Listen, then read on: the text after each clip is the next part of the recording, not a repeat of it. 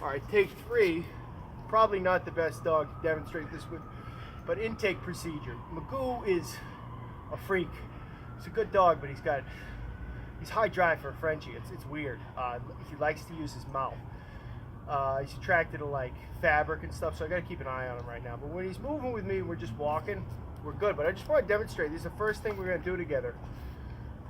I shouldn't be filming now because he's fucking kind of a hot mess. But I just want to show, like, with certain kind of dog, the way I start.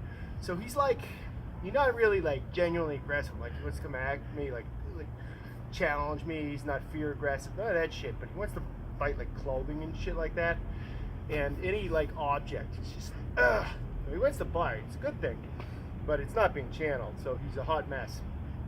One thing you can do, and you can do this with a dog, you come home from the shelter, right? This is such a simple thing. I got it from Larry Crone. It's like, and it helps a lot actually with heel.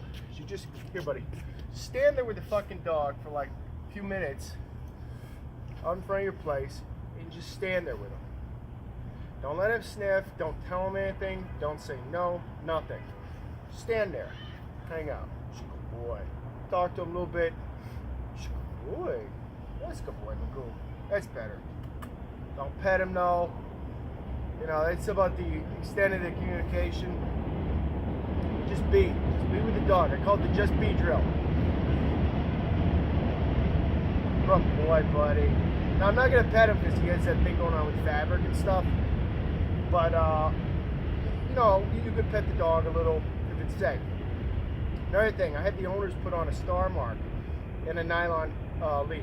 Nylon leash they don't chew through, so you can leave it a thick one. They won't chew through it. You can leave it on them in the kennel. And the star mark, they all start off on a star mark. He's also got a dominant dog collar on, which is normally a safety collar. The guys can get it on, whatever, no big deal. Gradual orientation of pressure, like it kind of helps their heel right away, helps them stay by you a little bit closer. More than anything, it prepares them for, you know, like pressure. So we'll start like that. And what I like to do is I just go for a walk with the dog. Now, I'm not going to walk him here, but we'll start with maybe a little bit of heel. I'm not going to teach the command. I don't say anything. I'm just getting him used to being near me on the leash, maybe slight pressure with those leash pumps. Here, buddy. I walk real slow. The key is, you know, to keep your nose out of stuff. And this is an extension of how we started, right? Just don't let him do it. What? But now we're just moving real slow. You can back up a little. Just teach him to follow you.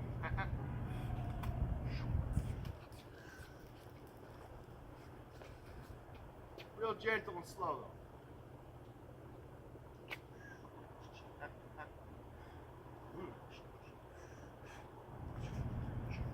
though. Now he's real strong, stubborn, and tough. I mean, I told him I think he's got like kind of throwback genetics almost. Like he wants to bait a bull. But you know, like, so I guess maybe it'd be a little bit, it just takes a little bit more strength to kind of restrain him, which is basically what this is. Here,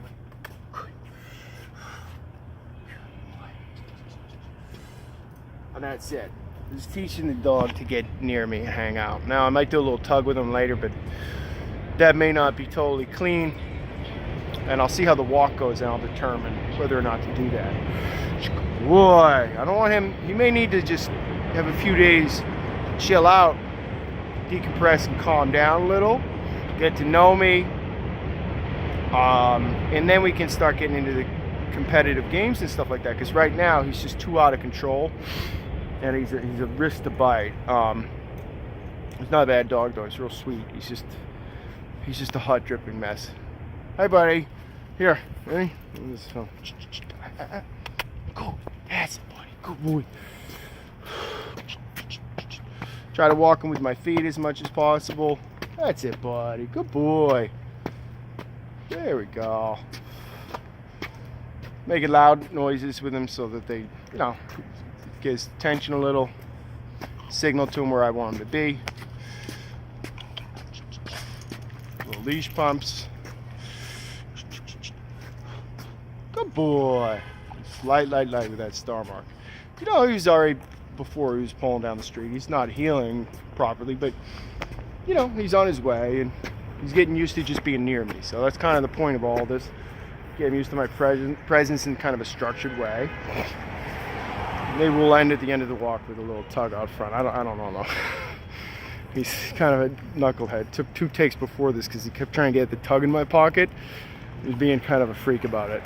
And he wants to like bite my boots and my pants. And it's not that he wants to bite me. It's like he just wants to fucking hold something and rip on it. So he's a funny guy. Right, buddy? He's not that dog. He's just got no impulse control. All right. But anyway, it's simple, kind of boring, easy stuff. But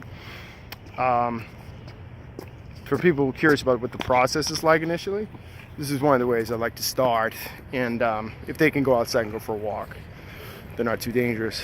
And also something you could do with, like, if you got a shelter dog, how to start off, you know, instead of just doing the walk, just stand there for even 10 minutes out front, let the dog be near you. And the star mark's critical, like essential piece of equipment for me anyway. Okay, buddy. It's real gentle and easy. Good boy. Silly guy. He's good though. I think he's gonna be responsive to discipline. So, okay, pal. Let's go. See ya.